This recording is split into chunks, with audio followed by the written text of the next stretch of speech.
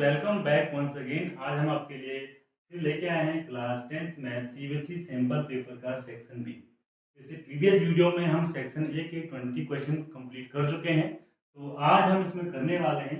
इसमें भी आपके 20 क्वेश्चन हैं, 21 to 40 और 21 to 30 तक हम आपको आज 10 क्वेश्चन इसके जो एमसीक्यू हैं इंपॉर्टेंट आपके एग्जाम के लिए उसे कंप्लीट करवाने वाले हैं। ठीक है, तो आइए शुरू करते हैं अपनी आज की क्लास। तो आज की क्लास में क्वेश्चन नंबर 21 है स्टूडेंट्स।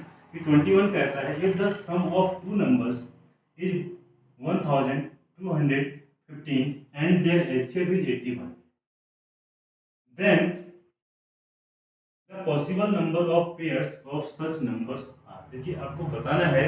देखिए सबसे पहले इस क्वेश्चन को समझने से पहले आपको एक चीज आपका कॉन्सेप्ट क्लियर होना चाहिए कि एचसीएफ क्या होता है, हाईएस्ट कॉमन फैक्टर। देखिए इस एचसीएफ को थोड़ा सा डीपली आज हम समझने वाले हैं, उसी पर बेस्ड आपका एक क्वेश्चन है और बहुत इजीली तरीके से उसके बाद इस पर बेस्ड जितने भी क्वेश्चन आएंगे आप उनको आराम से कर लेंगे। तो एचसीएफ देखिए होता क्या है। सपोज मुझे एचसीएफ कैलकुलेट करना है 2 and 12, मतलब 4 and 12। सपोज मुझे एचसीएफ कैलकुलेट करना है 4 and 12 का, तो किस तरीके से किया जाएगा। मैं सबसे पहले क्या करूंगा, 4 के फैक्टर कैलकुलेट करूंगा, 2 × 2। ठीक है, फिर मैं 12 के फैक्टर कैलकुलेट करूंगा, हो जाएगा 2 × 3 × 2।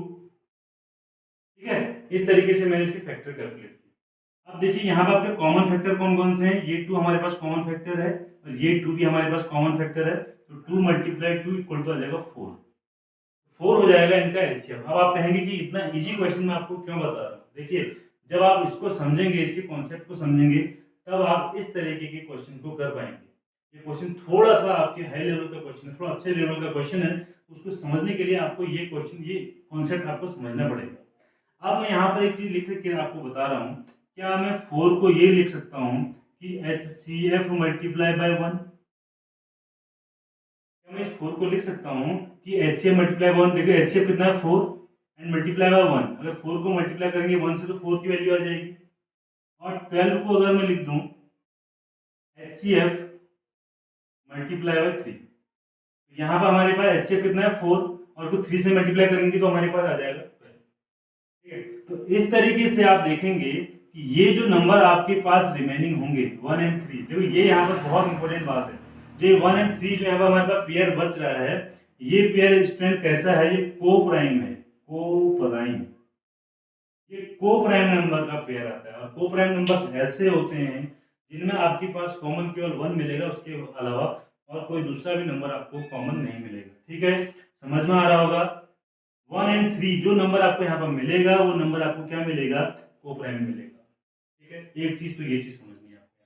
ठीक है, नेक्स्ट चीज आपको यहाँ पर क्या समझनी है कि आपके पास जो भी एचसीएफ होगा, किसी भी दो नंबर्स का जो एचसीएफ होता है, जैसे 4 है ना, यहाँ पे एचसीएफ हमारे पास क्या है 4। ये 4 आपका इस 4 का भी फैक्टर होगा और इस 12 का भी फैक्टर होगा। देखिए इस 4 से यहाँ भी आप डिवाइड कर सकते हैं, इस 4 से आप 12 को भी डिवाइड कर सकते हैं। भाई जो भी एचसीएफ होता है टू नंबर्स का, वो नंबर्स का फैक्टर भी होता है, आपको ये ध्यान रखना है। मीन्स आपको 4 को अगर मैं 1 से मल्टीप्लाई करूंगा तो मेरे पास ये 4 आ जाएगा, और इस 4 को मैं 3 से मल्टीप्लाई करूंगा तो 12 आ जाएगा। ठीक है ना, मीन्स 4 के फैक्टर होते हैं, आपको ये चीज ध्यान रखनी है। तो आई होप आपको यहाँ तक का कॉन्सेप्ट समझ में आ गया होगा। अब आपको क्वेश्चन ये बहुत इजी लगने वाला है। देखिए इस तरीके से करेंगे, इससे पहले यहाँ पर रिमूव कर लेते हैं।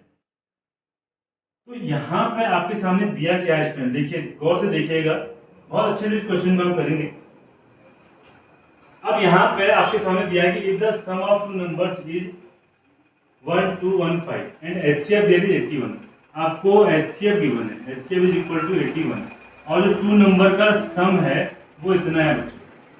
ठीक है, मीन्स ये हो जाएगा कि ये जो नंबर है, जो नंबर का सम है, इसका ये फैक्टर होगा। अभी आपको मैंने बताया था थोड़ा देर पहले। मीन्स 81 को अगर मैं किसी नंबर से मल्टीप्लाई करूं तो मेरे पास ये आएगा। अब टू नंबर्स हैं, ठीक है, तो फर्स्ट नंबर जो होगा हमारे पास, फर्स्ट नंबर सपोज जो हमारे पास 81 मल्टीप्लाई कोई नंबर है x, तो वो हमें इसका देगा क्या, इसकी वैल्यू देगा। ठीक है, और सेकंड नंबर हमारे पास क्या है, सेकंड नंबर क्या मिल जाएगा, मींस 81 को किसी वेरिएबल से, जैसे वहां पर हमारे पास 4 को 3 से मल्टीप्लाई करके 12 आ रहा था, उसी तरीके से 81 को किसी नंबर से मल्टीप्लाई करके ये नंबर आएगा, ये नंबर नहीं आएगा, ये तो सम है इनके पास, मीन जो हमें नंबर ऑफ मिलेगा, और यहाँ पर भी हमारे पास क्या होगा, ये भी क्या होंगे, इसके फैक्टर होंगे। ये बात आपके समझ में आ गया होगा कि 81 इंटू एक्स और 81 इंटू वाई, ये हमारे पास नंबर हमने कैलकुलेट करके देख लिया, ठीक है। तो 81 यहाँ पर फैक्टर होगा इस नंबर का, इतनी बात क्लियर है। अब आपसे कह दिया कि फर्स्ट नंबर ये है, सेकंड नंबर ये है, इन दोनों का सम कितना है वो दिया हुआ है, तो ये आ जाएगा आपका 81x plus 81y equal to, ये आ गया। अब 81 यहाँ से आप कॉमन लेंगे तो हो जाएगा x plus y equal to 12 15 and x plus y equal to यहाँ से निकालेंगे तो ये आ जाएगा आपके पास 81 और ये आ गया आपका पास 15। x प्लस वाई की वैल्यू आपके पास 15 आ गया। मीन जो दो नंबर है, जो नंबर्स आपके पास हैं, और ये x और y कैसे नंबर होंगे स्टूडेंट, जैसे वहां पर मैंने आपको बताया था कि 4 और 12 का, तो इसका जो HCF था, इसका जो HCF था वो 4 आ रहा था, इसका 4 आ रहा था, ठीक है। उसके बाद कुछ नंबर यहाँ पर मल्टीप्लाई करके आ रहा था, कुछ नंबर यहाँ पर मल्टीप्लाई करके आ रहा था, है ना। तो इसी तरीके से हमारे पास क्या है, ये दो नंबर है, x plus y equal to 15 आ गया। तो अब यहाँ पे जो नंबर आ रहे थे वो नंबर कैसे आ रहे थे, को प्राइम नंबर आ रहे थे, वो यही नंबर है हमारे पास, क्योंकि 81 तो HCF में चला गया। मींस ये जो नंबर हमें मिलेगा, ये जो हमें नंबर मिलेगा, ये कैसे मिलेगा, ये हमें कैसे मिलेगा, जैसे 81x है मेरे पास, ये नंबर है मेरे पास फर्स्ट नंबर, ये कैसे मिलेगा, HCF मल्टीप्लाई कोई नंबर आएगा, 81y जो दूसरा नंबर मैंने निकाला है ये कैसे आएगा, HCF मल्टीप्लाई कोई नंबर आएगा, जो हमने x लिया है और यहाँ पर y लिया होगा।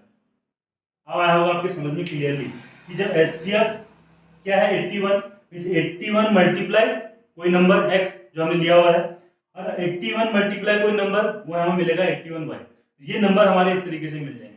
अब मैंने आपको ये बताया था, वहां पर कॉन्सेप्ट क्लियर किया था कि जो x और y होंगे हमारे पास, ये कैसे नंबर होंगे, ये नंबर होंगे हमारे पास को प्राइम नंबर होंगे, ध्यान रखिए। तो आपको इन दोनों का सम, ऐसे दो नंबर बताने हैं जो को प्राइम हो और उनको ऐड करके 15 आता हो। आपको यहाँ पर दो नंबर ऐसे बताने हैं जिन्हें अगर मैं ऐड कर दूं तो 15 आ जाएगा, बट वो नंबर कैसे होने चाहिए, आपके पास को प्राइम नंबर होने चाहिए। और को प्राइम नंबर ऐसे होते हैं जिनके केवल क्या होता है, वन फैक्टर होता है। तो जैसे पहला क्या हो जाएगा नंबर, देखिए 1 and 14, 1 and 14, आप 1 और 14 को ऐड करिए और कितना आएगा, इसका आंसर 15 आएगा, ठीक है। इसके बाद 2 and 13, ठीक है, 2 and 13 हो जाएगा। इसके बाद और क्या नंबर हो सकते हैं हमारे पास 2 and 13 के बाद, यहाँ पे 4 and 11, 4 and 11 हो जाएगा। और कौन से नंबर हो सकते हैं, इनको 15 हो सकता है, तो हो जाएगा बस 7 and 8, ठीक है। इस तरीके से ये 4 ही हमारे पास पेयर बन पाएंगे जिनको ऐड करके 15 आएगा, और ये नंबर क्या होंगे, को प्राइम नंबर होंगे। चेक करके देख लीजिए, यहाँ पे भी आपके पास अगर फैक्टर करेंगे तो केवल यहाँ पर आपका कॉमन नंबर क्या आएगा, 1 आएगा, यहाँ भी कॉमन नंबर 1 आएगा, यहाँ भी कॉमन 1 आएगा, और यहाँ भी कॉमन आपका 1 आएगा, ठीक है। तो आई होप आपको ये समझ में आ गया होगा कि किस तरीके से क्वेश्चन करना है, और इसका आंसर हमारे पास क्या हो जाएगा, ऐसे कितने पेयर हमारे पास बन रहे हैं, 4 पेयर बन रहे हैं। इट मीन जो ऑप्शन सी है वो हो जाएगा इसका राइट आंसर। आई होप आपको ये क्वेश्चन बहुत इजी समझ में आ गया होगा। अब देखते हैं एक्सरसाइज में जो आपका क्वेश्चन नंबर 22 है उसका सॉल्यूशन। तो फ्रेंड देखते हैं क्वेश्चन नंबर 22। क्वेश्चन नंबर 22 में देखिए किस तरीके से आपके सामने क्वेश्चन दिया हुआ है। Given below in the graph, ये आपके सामने ग्राफ दिया हुआ है representing two linear equations by lines A B and C D. A B and C D दो लीनियर इक्वेशंस आपके सामने दी हुई है। देखिए ये ए बी है और ये सी डी है, आपके सामने दिया हुआ है। What is the area of triangle formed by these two lines, इसके द्वारा जो इन दो लाइन से जो एरिया बनना है, जो ट्राइंगल बनना है, उसका एरिया आपको कैलकुलेट करना है। And the line x equal to 0, and line x equal to 0 आपको यहाँ पर ही कैलकुलेट करना है। तो आपके सामने ये ऑप्शन 4 दिए हुए हैं। तो सबसे पहले चेक कर लीजिए आपको किसका एरिया निकालना है। आपको इस एरिया का, ये वाला एरिया आपके पास है, इस ट्राइंगल का आपको एरिया निकालना है। ये एरिया जो है इस ट्राइंगल का आपको निकालना है, ठीक है। तो इस ट्राइंगल का एरिया निकालना है, ठीक है। तो इसका नाम है हमारे पास ए डी सी। तो हमें निकालना है ट्राइंगल ए डी सी, हमें कैलकुलेट करना है इसका एरिया कितना होगा, ठीक है। तो आप एक बात बताइए कि एरिया ऑफ ट्राइंगल क्या होता है। एरिया ऑफ ट्राइंगल होता है half into base into, okay. तो बहुत इजी क्वेश्चन है, 1/2। बेस देखिए, बेस चेक कर लीजिए, इस ट्राइंगल का बेस कहाँ पर है। इसका बेस इस पॉइंट से स्टार्ट है, इस 4 वाला जहाँ 4 लिखा हुआ है और यहाँ तक इसका बेस है, तो ये आपका बेस हो जाएगा। यहाँ से लेके यहाँ तक की डिस्टेंस आपकी क्या हो जाएगी, बेस। ये कितना हो जाएगा, यहाँ 4 है एंड 5 6, तो ये हो जाएगी आपकी 6। ठीक है, बेस हो गया 6। हाइट की अगर बात करते हैं तो ये आपके पास का वर्टिसिस है, वर्टिसिस से आपके सामने परपेंडिकुलर देखो एक लाइन दिख रही है आपके सामने। ठीक है, इस वर्टेक्स से आपका जो ये हाइट है यहाँ से आप कैलकुलेट कर सकते हैं कितना है ये। देखिए ये यहाँ से, अगर ये यहाँ से यहाँ तक 2 है तो ये इसके पैरेलल है पॉइंट, तो ये भी कितना होगा, 2 होगा। इस पॉइंट की अगर आप डिस्टेंस निकालेंगे इस वाई एक्सेस से, तो वाई एक्सेस की डिस्टेंस कितनी आ रही है, 2 आ रही है, तो हाइट हमारे पास कितनी होगी, 2 होगी। इसको रख लीजिए, आपका आंसर आ जाएगा। बेस आ गया आपका 6 एंड हाइट आ गया 2, ये आपका कैंसिल रहेगा। 6 square units means option number C is your right answer. ठीक है, option number C is your right answer. तो आई होप आपको समझ में आया होगा कि किस तरीके से, बहुत इजी तरीके से हमने इस क्वेश्चन का सॉल्यूशन कैलकुलेट कर लिया है। इसी तरीके से आप बने रहिए हमारे चैनल के साथ, और आपको बहुत अच्छे से, अभी बहुत इजी मेथड से मैं आपको और क्वेश्चन भी इसके सॉल्यूशन कराने वाला हूँ। ठीक है, तो अब चलते हैं नेक्स्ट क्वेश्चन, क्वेश्चन नंबर 23 पे। क्वेश्चन देखिए, क्वेश्चन नंबर 23 क्या है हमारे पास। If 10 alpha plus cot alpha equal to 2 then 10 power 20 alpha plus cot power 20 alpha equal to, आपको इसकी वैल्यू कैलकुलेट करके बताने की कितनी होगी। ठीक है, ये आपके सामने 4 ऑप्शन दिए हुए हैं। तो ऐसे क्वेश्चन को सॉल्व करने का सबसे अच्छा हमारे पास तरीका ये होता है कि सबसे पहले हम क्या करें, यहाँ से अल्फा की वैल्यू निकालने के लिए। ठीक है, अल्फा की वैल्यू अगर हमारे पास यहाँ से आ जाती है तो अल्फा की पावर यहाँ वैल्यू यहाँ रखेंगे, उसके बाद इजीली हमारा क्या हो जाएगा, सॉल्व हो जाएगा। ठीक है, तो करते कैसे, देखिए 10 अल्फा, पहले क्वेश्चन लिख लीजिए, 10 alpha plus cot alpha equal to 2। तो यहाँ पर हमने लिखा 10 अल्फा, इसको इसी की टर्म में ले आते हैं तो इसको मैं लिख सकता हूँ, कॉट को मैं क्या लिख सकता हूँ, 1/10 अल्फा लिख सकता हूँ। ठीक है, इक्वल टू 2। इसको यहाँ मल्टीप्लाई करेंगे तो ये हो जाएगा 10 square alpha plus 1/10 alpha equal to 2। तो यहाँ पे इसकी मल्टीप्लाई अगर की जाएगी तो ये क्या हो जाएगा, 10 square alpha plus 1 equal to 2 alpha. 2 से इधर हमने इसको क्रॉस मल्टीप्लाई कर दिया। ठीक है, तो ये आ जाएगा हमारे पास 10 square alpha minus 2 alpha plus 1 equal to 0। अब इसको थोड़ा सा देखिए, मैं अलग तरीके से लिख रहा हूँ। इसको लिख दिया मैंने 10 अल्फा का whole square minus 2 multiply 10 alpha multiply 1 plus 1 whole square. देखिए ये मैंने क्या किया इस तरीके से, तो ये आप देख पा रहे हैं कि मैंने 10 अल्फा को लिख दिया 10 अल्फा का होल स्क्वायर। ठीक है, माइनस इसको क्या लिख दिया, 2 मल्टीप्लाई 10 अल्फा मल्टीप्लाई 1 लिख सकता हूँ, बिल्कुल भी लिख सकता हूँ, प्लस 1 को लिख दिया मैंने 1 का होल स्क्वायर। तो अभी क्यों लिखा गया ऐसा कि आपके सामने की फॉर्मूला बन के आ चुका है कि फर्स्ट नंबर का स्क्वायर प्लस सेकंड नंबर का square minus 2 multiply first number into second number. ये हमारे पास कौन सा फॉर्मूला बन जाएगा, ये अगर आपको पता हो तो ये a माइनस बी का होल स्क्वायर बन चुका है। a माइनस बी का होल स्क्वायर क्या होता है, a square minus 2ab plus b square. तो अगर इससे आपको कंपेयर करेंगे आप इसे, तो आपको a की वैल्यू यहाँ से क्या मिल जाएगी, 10 अल्फा मिल जाएगी, और b की वैल्यू यहाँ से क्या मिल जाएगी, 1 मिल जाएगी। तो यहाँ पे इस वैल्यू को रख लेते हैं, तो ये हो जाएगा हमारे पास 10 अल्फा माइनस 1 का होल स्क्वायर इक्वल टू 0। ठीक है, तो यहाँ से इसका स्क्वायर, अगर बोथ साइड हम इसका स्क्वायर रूट ले लें तो हमारे पास क्या हो जाएगा, 10 alpha minus 1 equal to 0 and 10 alpha की वैल्यू हमारे पास हो जाएगी 1, और 1 को हम क्या लिख सकते हैं, 1045। देखो 1 को क्या लिखा जा सकता है, देखो 1045 की वैल्यू कितनी होती है, 1 होती है। तो अल्फा की वैल्यू भी हमारे यहाँ से निकल जाएगी 45। इसे कंपेयर करके अल्फा की वैल्यू हम क्या लिख सकते हैं, 45 लिख सकते हैं। अब इसे यहाँ रख के देखते हैं क्या आ जाएगी वैल्यू, देखिए ये हमारे पास हो जाएगा 10 पावर 20, और अल्फा की वैल्यू कितनी रखनी है, 45 डिग्री, प्लस कॉट पावर 20 45। देखिए इसकी वैल्यू कितनी आएगी, 1045 की वैल्यू कितनी होती है, 1, और 1 की पावर कितनी हो जाएगी, 20, प्लस यहाँ भी कॉट 45 की वैल्यू होती है 1, तो 1 की पावर कितनी हो जाएगी, 20। 1 की power 20 is 1 and 1 power 20 is 1, this equal to 2 and your answer option number B is your right answer. ठीक है, option number B is your right answer. ठीक है, आपको समझ में आ गया होगा कि कितने इजी तरीके से हमने क्या किया क्वेश्चन को। हमने इससे पहले एक जो ट्रिग्नोमेट्रिकल रेशियो होता है उसमें लेके आए, कॉट अल्फा को हम 10 अल्फा की फॉर्म में लेके आए, इस तरीके से फिर हमने इसको थोड़ा सा सॉल्व किया, यहाँ से हमने अल्फा की वैल्यू निकाली। इस तरीके का जब भी आपके सामने क्वेश्चन आता है, आपको अल्फा की वैल्यू निकालनी है, आपको एंगल की वैल्यू निकालनी है। एंगल की वैल्यू निकालने के बाद आप क्या करेंगे, उस क्वेश्चन में जब वैल्यू रखेंगे तो आपका आंसर बहुत इजीली यहाँ पर आ जाएगा। इसकी ट्रिक आपने याद रखनी है और इसी ट्रिक से इन क्वेश्चंस को करना है। ठीक है, आप चलते हैं नेक्स्ट क्वेश्चन, क्वेश्चन नंबर 24 पे। तो इस टाइम क्वेश्चन नंबर 24 भी बहुत इजी क्वेश्चन है। आपके सामने दो इक्वेशन आपके सामने दी हुई है, एक्स और वाई के फॉर्म में दो इक्वेशन दी हुई है आपके सामने। लीनियर इक्वेशन की टू वेरिएबल्स का क्वेश्चन है और आपको यहाँ पर फाइंड करना है एक्स प्लस वाई की वैल्यू क्या होगी। तो सबसे पहले आप इजी सा एक तरीका है कि आपको एक्स प्लस वाई लेके आना है। तो एक्स प्लस वाई आपके सामने कैसे आएगा, तो आप इन दोनों इक्वेशन को क्या करेंगे, ऐड कर देंगे। आप इन दोनों इक्वेशन को कर दीजिए ऐड, ठीक है, एडिंग बोथ इक्वेशन, ठीक है, आप इनको ऐड कर लीजिए। ऐड करने से क्या हो जाएगा, देखिए 217x प्लस इस इक्वेशन को लिख लीजिए पहले 913, ठीक है, इसमें आपको ऐड करना है। सो ये आप लेफ्ट साइड में लेफ्ट साइड वाला ऐड करेंगे और राइट साइड में राइट साइड की वैल्यू ऐड करेंगे, ठीक है। इसको ऐड करने का होता है तरीका। यहाँ पर लेफ्ट साइड आप राइट साइड की वैल्यू इसमें ऐड कर लीजिए आप, ठीक है, 827, इस तरीके से आप इसको ऐड कर लेंगे। अब आपको क्या करना है, यहाँ पे देखो एक्स और एक्स वाले को एक साथ ऐड कर सकते हैं।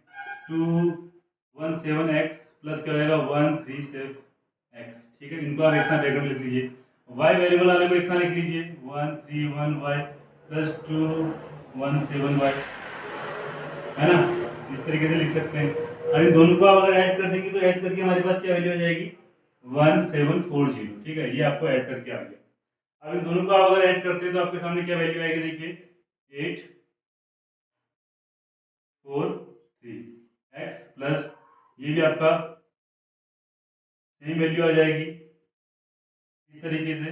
यहाँ पर 348 आप कॉमन ले सकते हैं, ठीक है, तो आपके पास क्या बच जाएगा x प्लस वाई, तो जाएगा 1740।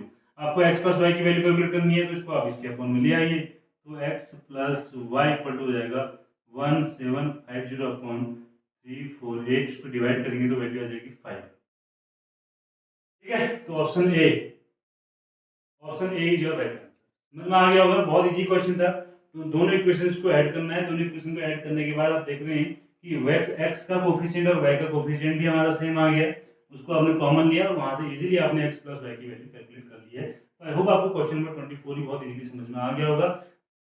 इस वीडियो को आपसे एक रिक्वेस्ट है कि अपने फ्रेंड्स तक आप जरूर इसको शेयर करिए, और जब इस वीडियो को आप देखते हैं अगर आपको अच्छी लगती है तो आप लाइक भी कीजिएगा, क्योंकि आपके लाइक से हमें मोटिवेशन मिलता है और बहुत बेहतर तरीके से हम आपके लिए और भी वीडियोस लेके आते हैं।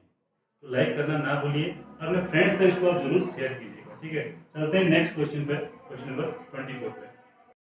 तो फ्रेंड देखते हैं क्वेश्चन नंबर 25। तो क्वेश्चन नंबर 25 में आपके सामने दिया था LCM of two prime number. ध्यान रखिए क्वेश्चन में क्या दिया हुआ है, प्राइम नंबर्स आपके सामने दिया हुआ है पी एंड क्यू, दो प्राइम नंबर है पी एंड क्यू, और ये आपको कंडीशन दी है कि जो p है वो ग्रेटर देन q है, जो p की वैल्यू है वो q से ज्यादा है, मीन p बड़ा है, is 221, find the value of 3p minus q। सबसे पहले अगर इसकी वैल्यू आपको कैलकुलेट करनी है तो आपके सामने इजी सा तरीका यही है कि सबसे पहले आप क्या करिए, value of p and q निकाल लीजिए। वैल्यू ऑफ p और q की निकलेगी तभी इसकी वैल्यू निकल पाएगी। तो p और q की वैल्यू कैसे निकलेगी, सबसे पहले समझिए कि दो प्राइम नंबर है। सपोज हमारे पास दो प्राइम नंबर आपके सामने मैं लेकर रखता हूँ 3 एंड 7, ठीक है, इसका एचसीएफ निकाल के देखिए, इसका एचसीएफ निकालिए। देखिए 3 के फैक्टर क्या होंगे 3 मल्टीप्लाई 1, और 7 का फैक्टर क्या हो जाएगा 7 मल्टीप्लाई 1, तो इसका एचसीएफ क्या हो जाएगा 1। ध्यान रखिए इसका जो एचसीएफ होगा इन दोनों का, इनका जो एचसीएफ आएगा वो कितना आएगा 1 आएगा। इजी सा तरीका है, आपने पढ़ा भी होगा कि अगर हमारे पास प्राइम नंबर्स होते हैं, प्राइम नंबर्स का हमेशा जो एचसीएफ होता है वो कितना आता है 1 आता है, ठीक है। तो इतना तो हम कह सकते हैं कि HCF of P and Q equal to 1 होगा, ठीक है। अब ये टू नंबर्स भी हमारे सामने है और एलसीएम भी हमारे सामने है, तो हमारे पास एक फॉर्मूला और है। हमने ये फॉर्मूला पढ़ा है कि product of two numbers equal to LCM multiply HCF, हमने फॉर्मूला पढ़ा हुआ है। Means P multiply Q equal to क्या होना चाहिए, नंबर क्या है P एंड Q है तो इनका हमने प्रोडक्ट कैलकुलेट कर लिया। इसका एलसीएम हमारे पास 2 to 1 गिवन है एंड एचसीएफ भी हमने कैलकुलेट कर लिया 1 है, तो ये कितनी वैल्यू हो जाएगी 2 to 1। तो अब आपको 2 to 1 इसके आपके फैक्टर कैलकुलेट करने हैं, ठीक है, इसके आपको फैक्टर कैलकुलेट करने हैं। तो 13 से डिवाइड हो जाएगा तो 13 मल्टीप्लाई 17 हो जाएगा, कितना हो जाएगा 13 मल्टीप्लाई 17, ठीक है। इस तरीके से वैल्यू आ गई। एक नंबर हमारे पास क्या आ गया 13 आ गया, एक नंबर हमारे पास क्या आ गया 17 आ गया। इन दोनों को अगर मैं मल्टीप्लाई करता हूँ तो क्या आएगा, 221 आएगा। और ये किसके इक्वल होता है, इसके एलसीएम और एचसीएफ के मल्टीप्लाई के इक्वल होता है। तो हमारे पास एक नंबर आ गया 31, सॉरी 13, एक नंबर आ गया हमारे पास 70। ठीक है, ये नंबर्स हमारे पास आ गए। अब एक कंडीशन यहाँ पर दी हुई है कि P is greater than Q, तो कौन सी वैल्यू P की होगी, P की वैल्यू हमारे पास क्या हो जाएगी 17, और Q की वैल्यू हमारे पास क्या हो जाएगी 13। अब इसका इजीली यहाँ पे फॉर्मूला हम इसकी वैल्यू कैलकुलेट कर सकते हैं। तो जाएगा 3P माइनस Q, अगर मैं निकालूं तो 3 मल्टीप्लाई P की वैल्यू हमारे पास कितनी है 17, माइनस Q की वैल्यू हमारे सामने आई है 13, तो यह आ जाएगा 51 minus 13, this equal to 38। Means option number C is your right answer. तो आपका ऑप्शन सी क्या हो जाएगा, राइट आंसर। ठीक है, तो हमेशा आपको ध्यान रखना है कि जो दो नंबर्स होते हैं, यानी जो कोई भी हम एनी टू नंबर्स आप लीजिए, उनका जो एचसीएफ होता है, अगर वो प्राइम नंबर है तो उनका जो एचसीएफ होगा हमेशा क्या आएगा, 1 आएगा। इसी बेस पर ये क्वेश्चन देखिए बहुत इजी बन गया। अगर ये कॉन्सेप्ट आपको पता नहीं है तो आपको फिर क्वेश्चन बनाने में प्रॉब्लम आ जाएगी। ठीक है, तो आई होप आपके समझ में आ गया होगा। अब चलते हैं क्वेश्चन नंबर 26 पे।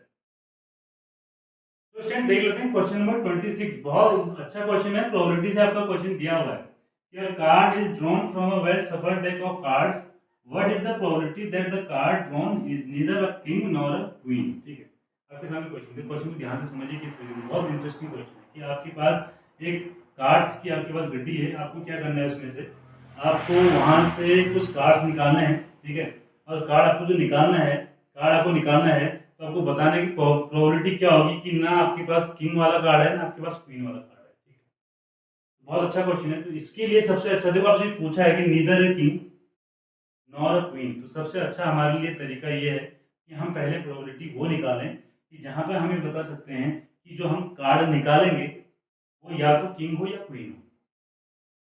ठीक है, जो कार्ड हमारे पास आया वो या तो क्या हो, किंग हो या क्वीन हो। पहले इसकी प्रोबेबिलिटी निकाल लेते हैं।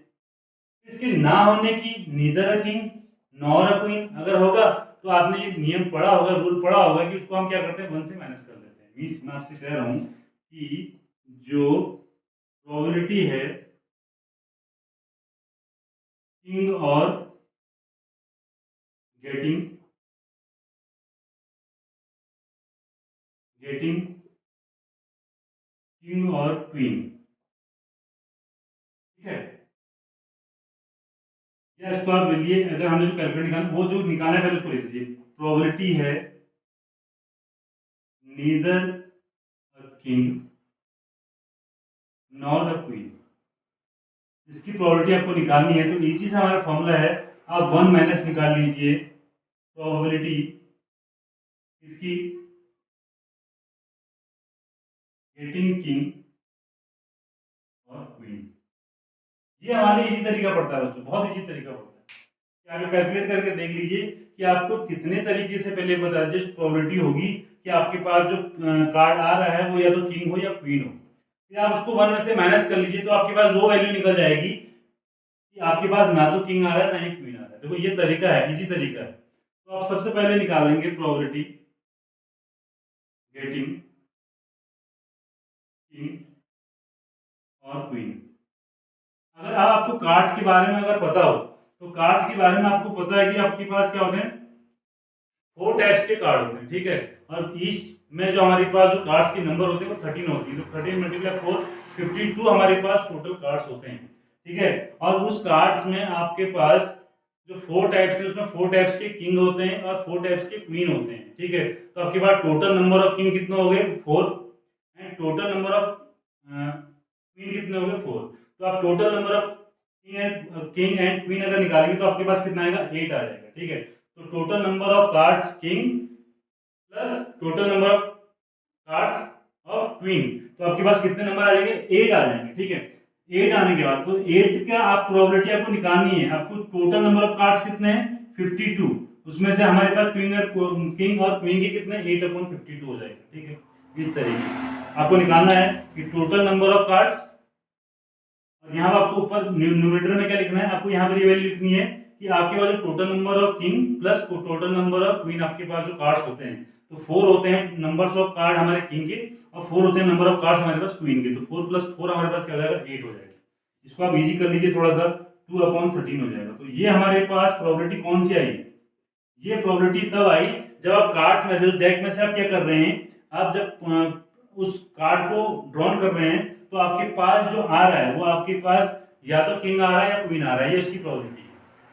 ठीक है, अब आपको कैलकुलेट क्या करना है, आपको कैलकुलेट करना है कि ये ना आए, तो उसको ना आने के लिए आपको क्या करना पड़ेगा, 1 से माइनस करना पड़ेगा। तो हो जाएगा 1 माइनस 2/13, इस फॉर्मूले में रख देंगे तो हो जाएगा 13 multiply 2/13 and 11/13।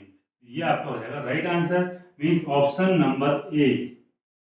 Option number A is your right answer. ठीक है, तो इस तरीके से आप बहुत इजीली क्वेश्चन को कर सकते हैं, है ना। अगर आपसे केवल ये पूछा जाता कि आपके पास केवल जो किंग है, किंग ना आने की क्या होगी, किंग के कार्ड्स ना आने की प्रोबेबिलिटी क्या होगी, तो आप कैसे निकालते, नंबर ऑफ कार्ड्स किंग के कितने होते हैं, 4 होते हैं, और टोटल नंबर ऑफ कार्ड्स हमारे पास है 52। ये तो हमारे पास क्या होता है 1/13, 1/13। तो ना ही आने की, ये तो हमारे पास किंग आने की प्रोबेबिलिटी आ गई, ये आ गई है किंग आने की प्रोबेबिलिटी। ठीक है, और किंग आने की प्रोबेबिलिटी में अगर आपको निकालना है कि किंग ना आने की प्रोबेबिलिटी क्या होगी, आप इसको 1 से माइनस कर देंगे, तो 1 माइनस 1/13 करेंगे, तो 13 माइनस 1/13 इज इक्वल टू 12/13। ये हो जाता है आपका राइट आंसर। ठीक है, तो इस तरीके से बहुत इजी क्वेश्चन होते हैं। आई होप आपके समझ में आ गया होगा कि किस तरीके से इसका सॉल्यूशन करना है, और अगर समझ में आ रहा है तो चैनल को लाइक, शेयर और सब्सक्राइब जरूर करें। ठीक है, अब चलते हैं नेक्स्ट क्वेश्चन पे, क्वेश्चन नंबर 27। क्वेश्चन नंबर 27 बहुत इंटरेस्टिंग क्वेश्चन है, बहुत बड़ा क्वेश्चन है, प्रोबेबिलिटी से आपको क्वेश्चन दिया हुआ है, तो इस तरीके के क्वेश्चन भी आपके एग्जाम में आ सकते हैं। देख लीजिए किस तरीके से क्वेश्चन को हम करते हैं। तो क्वेश्चन हमारे सामने है कि 2 fair dice are rolled simultaneously, the probability at that 5 will come up at least once is. तो आपको बताना है, देखो 2 फेयर डाइस हमने क्या किए हुए हैं, रोल्ड किए हुए हैं। ठीक है, तो आपको ये तो पता होगा कि डाइस में हमारे कितने नंबर होते हैं, 1 to 6 नंबर होते हैं। ठीक है, तो कैसे इस क्वेश्चन को किया जाएगा, आप यहाँ पे पहले फर्स्ट डैश के लिए नंबर लिख लीजिए, 1 2 3 4 5 6। यहाँ पे आप इसके लिए नंबर लिख लीजिए, यहाँ पे लिख लीजिए 1 2 3 4 5 6। देखिए ये हम निकालना चाह रहे हैं कि हम अगर 6 डैश को अगर फेंकते हैं, रोल्ड करते हैं, तो कितने तरीके से हमारे पास नंबर आ सकते हैं, बट उसको हमें चेक करना हमारे लिए थोड़ा सा बहुत लेंथी हो जाएगा। उसके लिए हम इस मेथड से बहुत इजी तरीके से करते हैं। ठीक है, ये इस तरीके से आ जाएगा, बहुत इजीली आप इसको कैलकुलेट कर सकते हैं। देखिए इसका मतलब क्या है कि 1 1 आपका 1 1 आ सकता है डैश के अंदर, 1 and 2 आ सकता है, 1 and 3 आ सकता है। ठीक है, 1 and 4 आ सकता है, देखिए 1 को के साथ चल रहा है 4, 1 and 5 आ सकता है, एंड 1, 6 भी आ सकता है। ठीक है, उसके बाद यहाँ पर क्या आएगा 2, 1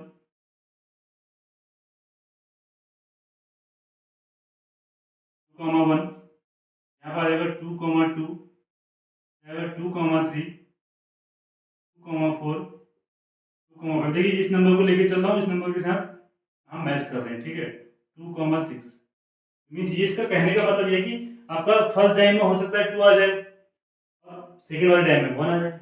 ठीक है, इस तरीके से यहाँ पर क्या आ सकता है 3, 1 3 के साथ 2 भी आ सकता है, 3 के साथ 3 आ सकता है, 3 के साथ 4 भी आ सकता है, 3 के साथ 5, 3 के साथ 6। ठीक है, 4 के साथ 1 आ सकता है, 4 के साथ 2 आ सकता है, 4 के साथ 3 आ सकता है, 4 के साथ 4 आ सकता है, 4 के साथ 5 आ सकता है, एंड 4 के साथ 6 आ सकता है। ठीक है, इसके बाद यहाँ 5 के साथ 1 आ सकता है, 5 के साथ 2, 5 के साथ 3, 5 के साथ 4, 5 के साथ 5 एंड 5 के साथ 6। यहाँ पे 6 के साथ 1, 6 के साथ 2, 6 के साथ 3, 6 के साथ 4, 6 के साथ हमारे पास 5 एंड 6 के साथ 6। इस तरीके से हमारे पास नंबर आ सकते हैं स्टूडेंट। ठीक है, ये आप समझ गए होंगे क्या है कि फर्स्ट ये जो नंबर है ये आपका जो 1 है वो फर्स्ट डाय को, और सेकंड जो है सेकंड डाय का नंबर आपको शो करता है। ठीक है, इस तरीके से आपके पास टोटल आउटकम्स कितने हो सकते हैं काउंट कर लीजिए। टोटल आउटकम्स क्या हो जाएंगे 1 2 3 4 5 6, 1 2 3 4 5 6, 6 मल्टीप्लाई 6 36। मतलब टोटल नंबर ऑफ आउटकम्स कितना होगा, total number of outcomes student हो गया आपके पास 36। टोटल जो पॉसिबिलिटी है आउटकम्स आने की वो 36 है। ठीक है, अगर 2 डाइस को आप एक साथ उछालते हैं, रोल्ड करते हैं, तो आपके सामने क्या आएगा, आपके पास टोटल आउटकम्स कितने हो सकते हैं 36 हो सकते हैं। अब हमें क्या चाहिए, आप उस पर बात करते हैं। The probability that 5 will come up at least once, किसी एक में कम से कम आपके पास क्या होना चाहिए, 5 आना चाहिए। देखो एक एटलीस्ट वन बार 5 कर रहा है, तो आप क्या देखिए 5 कहाँ कहाँ पर आ रहा है, देखिए इस वाले में 5 आ रहा है, इसमें 5 आ रहा है, इसमें 5, यहाँ 5, इस तरीके से 5 आ रहा है। तो इस वाली रो में हमारा पूरा 5 है, पूछा एटलीस्ट 5, इस वाली रो में हमारा पूरा 5 आ गया, ठीक है, ओके। और देखिए एटलीस्ट इस वाली लाइन में भी हमारे पास 5 आ रहा है, इस वाली लाइन में भी हमारे पास 5 है, ठीक है, इस तरीके से। अब नंबर काउंट कर लेते हैं, एटलीस्ट 5 हमने कैलकुलेट करना है, सभी 5 वाले नंबर हमने क्या कर लिए, काउंट कर लिए। ये 3,6 हो जाएगा, यहाँ पे 3,6, ठीक है, इस तरीके से। अब काउंट कर लेते हैं, तो क्या हो जाएगा 1 2 3 4 5 6 7 8 9 10 11, इसको नहीं करेंगे काउंट दोबारा, ठीक है। इसको मैंने अगर इस वाले में काउंट कर लिया तो इस तरीके से काउंट फिर दोबारा नहीं करेंगे, ठीक है। तो ये हो जाएगा हमारे पास 6 एंड ये होगा हमारे पास 5। तो टोटल तो हम लिख सकते हैं कि number of outcomes where 5 will come at least once equal to 11, ठीक है ना। ये आपके सामने मैंने काउंट करके बता दिया। तो प्रोबेबिलिटी क्या हो जाएगी, पी क्या हो जाएगी कि 5 हमारे पास ऊपर आ जाए, तो 11/36, टोटल नंबर ऑफ आउटकम्स ये हमारे पास आ गया। 5 आने की प्रोबेबिलिटी क्या है, एटलीस्ट वंस 11 है, इसके आउटकम कितने हैं 11 है, और टोटल नंबर ऑफ आउटकम हमारे पास क्या होता है 36 होते हैं। ये फॉर्मूला आपने पढ़ा होगा, फॉर्मूला हमारे पास होता है कि number of outcomes where 5 will come up least, ये आ गया हमारे पास 11, और टोटल नंबर ऑफ आउटकम्स हमने काउंट किए थे 36 है। तो आपकी प्रोबेबिलिटी क्या हो जाएगी 11/36 हो जाएगी, और आपका जो ऑप्शन है ऑप्शन बी आपका राइट आंसर हो जाएगा, ठीक है। इस तरीके से क्वेश्चन किया था। अगर ये क्वेश्चन आपका ऐसा एग्जाम में आता है तो आप इस चार्ट से इसको बनाइए, और चार्ट को देख के आप नंबर्स को कंपेयर कर लीजिए, और जो आपको चाहिए उसके बाद काउंट करिए कि वो नंबर कितने हैं, और टोटल नंबर ऑफ आउटकम्स आप इनको काउंट कर लीजिए, आराम से आपकी प्रोबेबिलिटी कैलकुलेट हो जाएगी, ठीक है। तो आई होप आपको ये क्वेश्चन समझ में आ गया होगा। अब देखते हैं क्वेश्चन नंबर 28। क्वेश्चन नंबर 28 पढ़ते हैं। क्वेश्चन नंबर 28 हमारे पास है 1 + sin² alpha = 3 sin alpha cos alpha, ठीक है। ये आपके सामने एक क्वेश्चन दी हुई है। Then values of cot alpha आपको निकालना है कि यहाँ cot अल्फा की वैल्यू कितनी आएगी, ठीक है। तो सबसे पहले क्या करते हैं, क्वेश्चन को लिख लेते हैं। ये आ गया 3 sin अल्फा cos अल्फा। आप क्या कर सकते हैं, इस 1 को मैं ब्रेक कर सकता हूँ। इस 1 को कैसे ब्रेक करूंगा कि मैं यहाँ पे लिख सकता हूँ sin² अल्फा + cos² अल्फा, ठीक है। इस 1 की जगह पे मैंने क्या प्लेस कर लिया, sin² अल्फा + cos² अल्फा लिख दिया, क्योंकि हमारे पास एक फॉर्मूला होता है sin² alpha + cos² alpha equal to क्या होता है 1 होता है, ठीक। इसके बाद हमने यहाँ पे लिख लिया sin² अल्फा, ये जाएगा 3 sin अल्फा cos अल्फा, ठीक है। इसको ओपन करते हैं तो ये sin² अल्फा क्या हो जाएगा 2 sin² alpha plus cos² alpha -3 sin alpha cos alpha equal to 0। अब 2 sin² अल्फा इसको आगे ले आए तो 3 sin अल्फा cos अल्फा, इसको पीछे ले लेते हैं। इसको पीछे लेने का एक रीजन है हमारे पास, हमें सिर्फ ब्रेक करना है, ठीक है। हमें सिर्फ ब्रेक करना चाह रहे हैं, तो ब्रेक करने के लिए हम क्या करते हैं, हम लिखते हैं 2 sin² अल्फा माइनस, इसको मैं लिखता हूँ 2 sin alpha cos alpha minus sin alpha cos alpha. Check करके देख लीजिए, -2 sin alpha cos alpha and -sin alpha cos alpha आपका हो जाएगा 3 sin alpha cos alpha plus cos² alpha equal to हो जाएगा 0, ठीक है। इस तरीके से हमने इस वाले बीच वाले टर्म को, इस बीच वाले टर्म को इस वाले में ब्रेक कर लिया पूरा, ठीक है। इस तरीके से अब देखिए यहाँ पे कॉमन हमारे सामने क्या आ रहा है, हमारे सामने आ रहा है 2 sin अल्फा कॉमन आ जाएगा, ये हो जाएगा आपके सामने sin alpha minus 2 cos alpha, 2 नहीं आएगा cos अल्फा, ठीक है।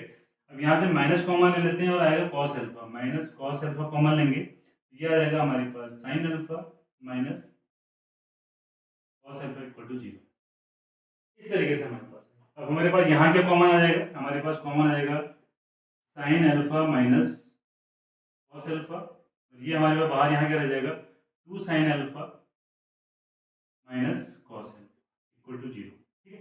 यहाँ तक आई होप आपको समझ में आ गया होगा। यहाँ से मैंने क्या कॉमन लिया, इन दोनों से साइन अल्फा कॉमन लिया है, तो यहाँ से अगर साइन अल्फा कॉमन लूंगा तो ये मेरे पास साइन अल्फा हो जाएगा।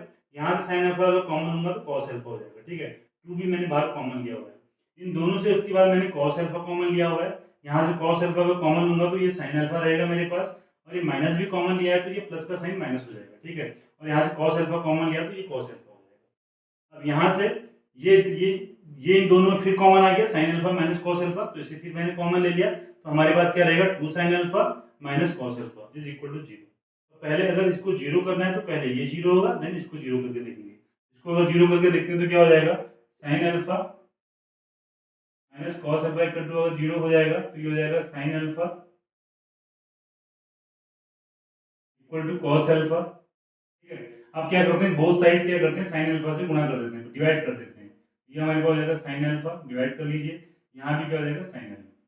साइन अल्फा से साइन अल्फा कैंसिल हो जाएगा, वन वन इक्वल टू, और यहाँ पे क्या आ जाएगा कॉट अल्फा। क्यों हमने हमने साइन अल्फा से डिवाइड क्यों किया, क्योंकि मुझे पता था कि cos alpha upon sine alpha की वैल्यू कितनी होती है, कॉट अल्फा होती है। ठीक है, तो कॉट अल्फा की फॉर्म में लाने के लिए मैंने इसे साइन अल्फा से बोथ साइड क्या किया, डिवाइड कर दिया, तो कॉट अल्फा की वैल्यू हमारे पास आ गई वन, और हमें क्वेश्चन में वही निकालना था। अभी देखिए दूसरे से भी हमारे पास कुछ वैल्यू आएगी, ये आ जाएगा two sine alpha minus cos alpha equal to zero. फिर इसको आप बहुत उधर ले जाइए, इक्वल की दूसरी साइड ले जाइए, ये हो जाएगा कॉस अल्फा। आपको फिर आपके पास कॉट अल्फा चाहिए, तो कॉट अल्फा लाने के लिए आपको क्या करना पड़ेगा, साइन अल्फा से डिवाइड करना पड़ेगा।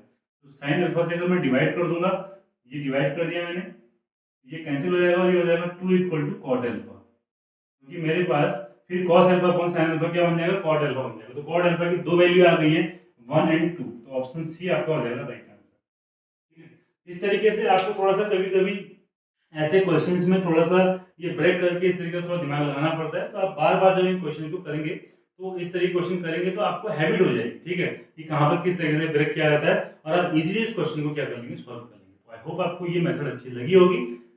आप चलते हैं क्वेश्चन नंबर 29 पे।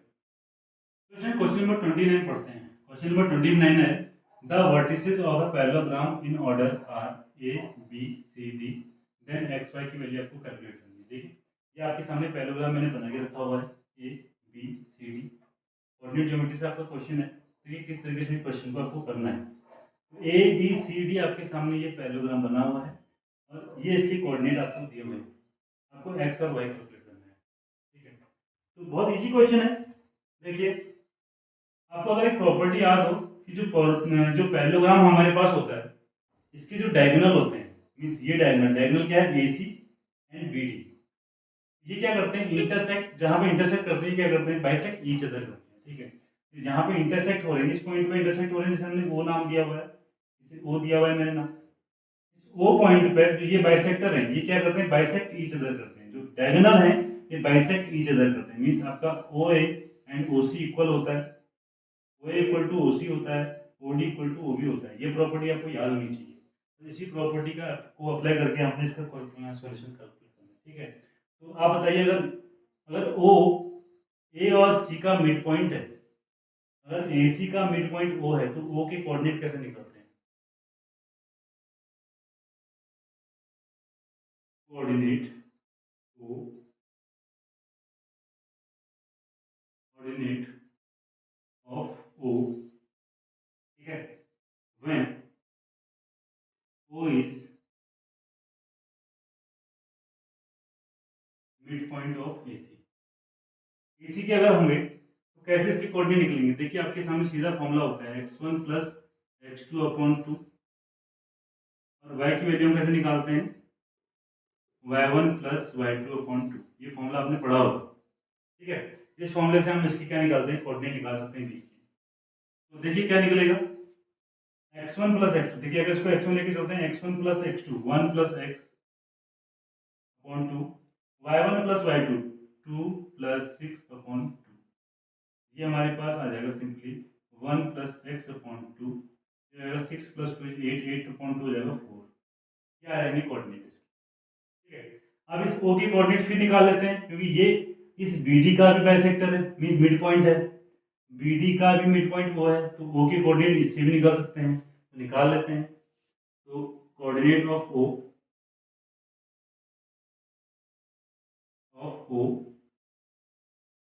When O is mid point of B D, ठीक है, बी डी। यहाँ से कैसे निकलेंगे, यही फॉर्मूला आपको सेम लगाना है। क्या हो जाएगा देखिए, 4 + 3 ठीक है, और यहाँ पे क्या हो जाएगा y+5/2। हमने लगाया x1 + x2/2 y1 + y2/2। तो ये हमारे पास आ गया, ठीक है। इसे हम थोड़ा सिंपल फॉर्म में लिख लेते हैं, जाएगा 7/2, ये y+5/2। अब एक बात ध्यान से देखिए, ये भी कोऑर्डिनेट ऑफ O है हमारे पास, ये भी हमारे पास कोऑर्डिनेट ऑफ O है। इट मींस ये कोऑर्डिनेट इक्वल होने चाहिए भाई, O की कोऑर्डिनेट एक ही तरह की तो होंगे। ये एक पॉइंट होगा, इस पॉइंट के कोऑर्डिनेट क्या होंगे, एक होंगे, मींस ये दोनों क्या होंगे, इक्वल होंगे। और किसी भी कोऑर्डिनेट में कैसे इक्वल किया जाता है, देखिए x का कोऑर्डिनेट को x के कोऑर्डिनेट के साथ इक्वल करते हैं, y के कोऑर्डिनेट को y के कोऑर्डिनेट के साथ इक्वल करते हैं। तो कंपेयर जब इसे किया जाएगा तो ये इक्वल टू ये हो जाएगा। तो ये हमारे पास क्या हो जाएगा, 1 + x/2 इक्वल टू हो जाएगा y/2। तो 2 हमारे पास कैंसिल हो गया, और अगर यहाँ से निकालें कि value of x equal to हो जाएगा 7 - 1 = 6। तो x की वैल्यू कितनी आ गई, 6 आ गई, ठीक है। तो ये तो x की वैल्यू निकल गई। इसी तरीके से y की कोऑर्डिनेट को हम इक्वल कर लेते हैं। ये क्या आ जाएगा, y+5/2 = 4। इसे हम मल्टीप्लाई करेंगे तो क्या हो जाएगा, this implies y+5 = 8 and this implies y = हो जाएगा 3। y की वैल्यू कितनी आ गई, 3, ठीक है। तो x के कोऑर्डिनेट आ रहे हैं हमारे पास 6 और y के कोऑर्डिनेट आ रहे हैं 3। तो आपको पूछा है x, y, तो x की वैल्यू है 6 एंड 3। तो आपका option number A is your right answer, ठीक है। ऑप्शन ए आपका राइट आंसर, ठीक है। बट आपको पैरेललोग्राम के अंदर इस प्रॉपर्टी को याद रखना होगा कि जो इसके डायगोनल होते हैं वो क्या करते हैं, एक दूसरे को बाइसेक्ट करते हैं। उस हिसाब से आप क्या करेंगे, उस सेंटर के, उसके जो डायगोनल जहाँ पे इंटरसेक्ट हो रहा है उस पॉइंट की आप कोऑर्डिनेट निकाल लीजिए दोनों लाइन से, उनको कंपेयर कर लीजिए, x वाली वैल्यू के साथ x को वाले को इक्वल कर लीजिए और y वाले कोऑर्डिनेट के साथ y वाले कोऑर्डिनेट को इक्वल कर लीजिए। इस तरीके से आपका x और y की वैल्यू निकल जाती है। और ऐसे ही क्वेश्चन आपके पास बहुत सारे पूछे जाते हैं कोऑर्डिनेट ज्योमेट्री से। तो आई होप आपको ये अच्छा लगा होगा। अब चलते हैं अपने वीडियो में आज के क्वेश्चन नंबर 30 पे। क्वेश्चन देखते हैं क्वेश्चन नंबर 30। क्वेश्चन नंबर 30 को किस तरीके से आपने करना है, बहुत अच्छा क्वेश्चन है, आपके एग्जाम में आने के लिए मोस्ट इसके चांसेस हैं, इस तरह के क्वेश्चन आ सकते हैं आपके क्वेश्चन में। तो है एंगल ए सी बी आपके सामने दिया हुआ है कि जो एंगल ए सी बी है, जो आपकी ये देखिए इस तरीके से फिगर बनाया हुआ है कि ये एंगल और ये एंगल इक्वल है, ठीक है। And A C equal to आपके सामने दिया हुआ है, ए सी की जो लेंथ है वो 8 सेंटीमीटर है और ए डी की जो लेंथ है वो 3 सेंटीमीटर है। आपको बताना है कि बी डी की लेंथ क्या होगी। इस तरीके का जब भी आपके सामने क्वेश्चन होगा, इस तरीके के 2 या 3 ट्रायंगल आपके अंदर बने होंगे। इस एक ट्रायंगल के अंदर देखिए 1, 2 एंड 3 ट्रायंगल्स यहाँ पर बन रहे हैं। तो ऐसे में आपको क्या करना है, 2 ट्रायंगल्स को हमेशा सिमिलर लाने का प्रूव करना है, ठीक है। आप उसको सिमिलर लाने की कोशिश कीजिए। तो सिमिलर किसको लाएंगे ये समझने की बात है। तो जो आपको एंगल दिए हैं उनके अकॉर्डिंग हमने क्या करना है, सिमिलरिटी लानी है। तो कैसे लेके आएंगे देखिए, अगर ये एंगल आपको दिया हुआ है तो एंगल कहाँ दिया हुआ है, एबीसी के अंदर दिया हुआ है। आपको दिया है ट्रायंगल एसीबी एंड ट्रायंगल ये आपको दिया है तो ये हो जाएगा एडीसी। ये वाला एंगल किसके अंदर है, एडीसी। तो ये 2 ट्रायंगल है, इनको आप सिमिलर कर लीजिए, ठीक है। एक ट्रायंगल ये है आपके पास ये, एंड एडीसी को आपको सिमिलर करने की कोशिश करनी है। तो सबसे पहले इसमें आप देखिए किस तरीके से कर सकते हैं।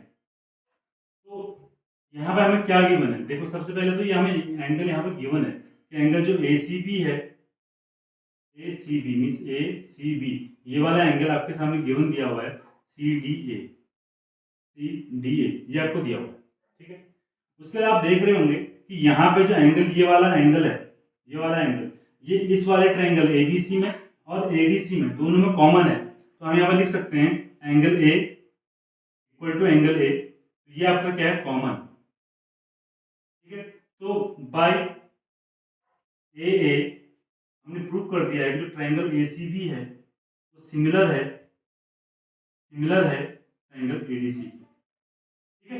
ये हमने प्रूव कर दिया। ये दोनों हमारे ट्रायंगल के आ चुके हैं, सिमिलर आ चुके हैं। अब सिमिलर अगर लेके आना है तो आपको यहाँ क्या लगाना है, जो साइड्स का प्रोपोर्शन का रूल यहाँ पर आपको लगाना पड़ेगा। तो किस तरीके से साइड्स का प्रोपोर्शन का फॉर्मूला लगाएंगे, देखिए ध्यान से लगाइएगा किस तरीके से करना है। उसके लिए आपको हेल्प लेनी है एंगल की, इन एंगल्स की आपको हेल्प लेनी है। तो ए सी बी हमने कहा था ए सी बी, तो इस वाले एंगल के सामने आपकी कौन सी वाली साइड है, ए बी अपॉन CDA। तो इस वाले एंगल के ठीक सामने आपकी कौन सी साइड है छोटे वाले में, यह है AC, तो अब लिख देंगे AC। ओके, इक्वल टू, फिर दूसरे वाले एंगल की हेल्प लेंगे, एंगल ए। एंगल ए की अगर बात करें ABC ट्रायंगल में, तो एंगल ए के ठीक सामने कौन सी वाली साइड है, BC। कौन, एंगल ए कौन सा है, छोटे वाले ADC के लिए, तो ADC के ठीक सामने, ए के ठीक सामने कौन सी साइड है छोटे वाले ट्रायंगल में, CD। तो आप लिखेंगे CD या DC जो भी लिखते हैं, ठीक है। अब हमारे सामने जो दो साइड बचे हैं उनको भी आप लिख लीजिए। इस ट्रायंगल में कौन सा वाला बच गया हमारे पास, ये हमारे पास AC बच गया है, AC।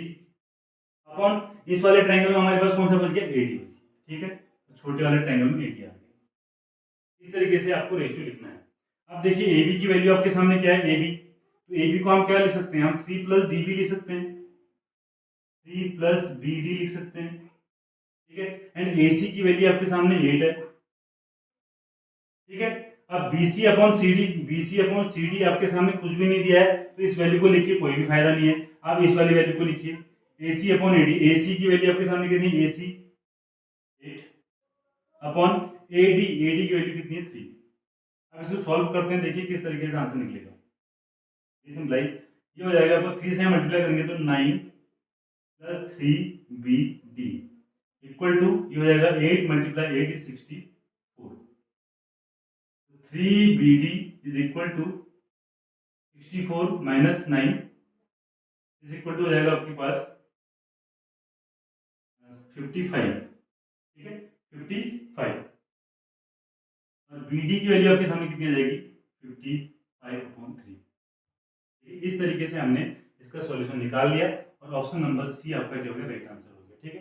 तो इस तरीके से आपने लगाने का थोड़ा सा यहाँ पर रेशियो में आपने ध्यान रखना कि आप साइड्स का रेशियो किस तरीके लगाते हैं। जिस एंगल को आप लेके चल रहे हैं, जैसे ये एंगल आपके सामने है, एंगल ACB जो आपको इक्वल दिया है, ACB, ठीक है, तो इसके ठीक सामने आपकी साइड है AB, तो आप लिखेंगे AB। फिर CDA, तो इस एंगल के सामने छोटे वाले की कौन सी साइड है, AC, तो आपने AC लिख दिया, ठीक है। इसी तरीके से आपको हर एंगल के सामने देखना है कि कौन सी साइड है, और सिमिलर ट्रायंगल के हिसाब से आपको रेशियो ऑफ साइड्स लिखने हैं, ठीक है। तो आई होप आपको आज की वीडियो अच्छी लगी होगी। इसी तरीके से तो आज की वीडियो में हमने क्वेश्चन नंबर 30 तक अपने इस सैंपल करके कंप्लीट कर लिए हैं। तो इसी तरीके से नेक्स्ट वीडियो में आपका जैसा भी रिस्पॉन्स मिलेगा, हम आपके जो नेक्स्ट क्वेश्चन बचे हुए हैं उनको भी कंप्लीट कर लेंगे। तो इसी तरीके से इजी मेथड से मैथ्स को पढ़ने के लिए हमारे चैनल के साथ बने रहिए। चैनल को लाइक, शेयर और सब्सक्राइब जरूर करिए।